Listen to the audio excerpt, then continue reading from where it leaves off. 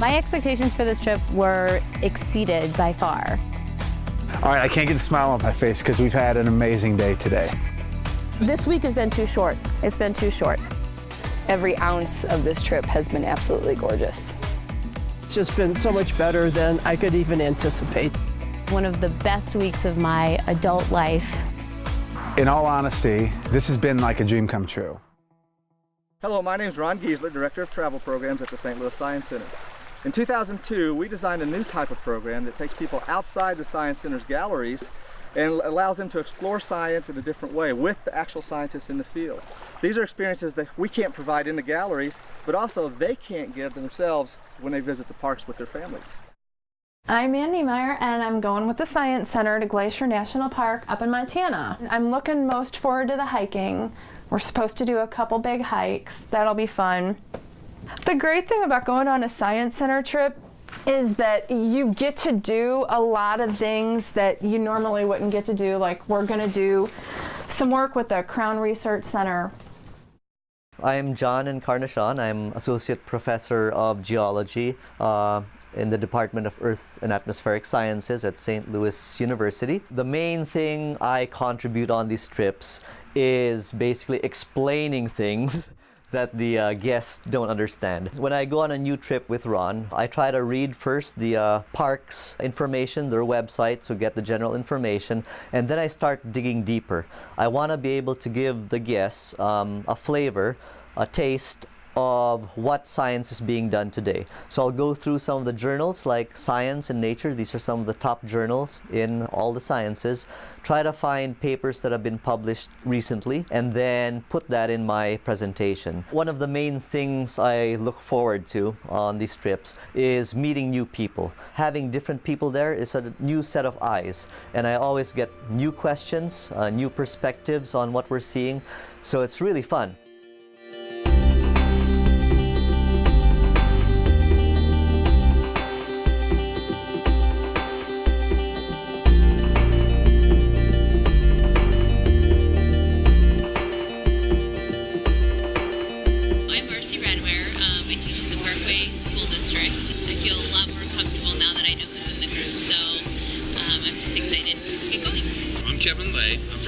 Missouri. I'm a high school earth science teacher. I want to learn a lot about the history of geology. I know John's here to help out with that. I'm pretty pumped, actually. You always picture yourself in a picture with this stuff, and I can't imagine it right now. Like, I can't visualize it. I can't wait to get there and take a look at it.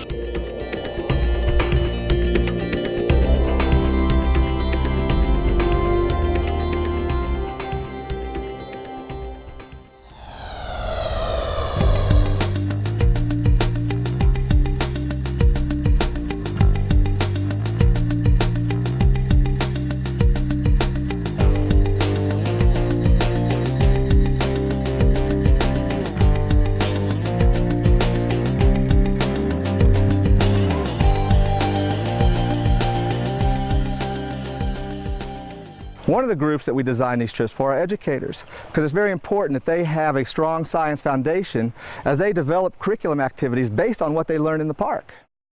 I'm on this trip because I'm collaborating on a project with my husband to teach students about archaeology. Every day, you know, the 2 days that I've been here and been hiking, I've been thinking of what I could bring back to the classroom. All of us learn by experience, and I think that I try to teach my students through experiences, and I think this will help me create things for my students that can immerse them in their learning. Other things that I'm learning here too, I can point out things to students that I didn't know the name of before and things like that, and I think I'm still learning exactly what I'm going to bring back. My goal, along with another teacher of mine, Tim Nagel, we want to make like a documentary.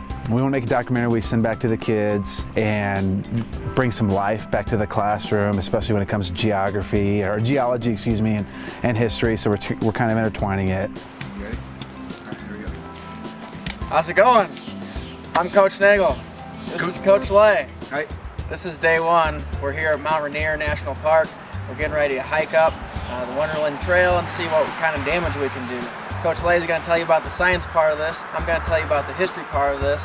And good Lord willing, we'll all stay healthy in the meantime. See you soon. Yep. When we teach our students about glaciers and lava flows and stuff, it's mostly textbook pictures. It's mostly just rhetorical things, you know. All too often, especially in the Midwest, where all we have are the, Ozark Mountains and rivers, that you never bring life to any of this stuff. And so anytime I try to learn something, my first thought is, okay, how can I bring this back to the classroom? How can I bring the excitement to the classroom that I get from all of this stuff? What it comes down to is this. I don't want to be boring in the classroom. I want to have the students' attention constantly. And how am I going to do that? Am I going to do that by being a talking head? Or am I going to do that by being able to recount stories of things that they're actually studying and showing them pictures of a teacher that was up there? It's going to set my bar a little bit higher. On our Mount Rainier trip, park archaeologist Greg Burchard arranged for the group to help fellow archaeologist David Hooper carry out a study looking at Native American use of park resources. While we're out here, we get to study cedar trees. Evidently, the Nisqually come out here and they peel the bark of the trees, and they use kind of like the interface, the part that's between the actual trunk and the bark itself, and they use it to make some baskets and some other kinds of stuff. And we've been studying, I guess researching, how it affects the tree itself. I thought it was really neat. I've never done any field work, so I thought it was so exciting to be doing what some scientists do on their job every day. One thing that was really cool on this trip was that all of the specialists were out with us and around us all the time. That's been really neat. You can always turn to somebody and find out the answer. We've asked people questions about the plants that we're seeing, the rocks that we're seeing, everything around us. We've been able to get a good answer.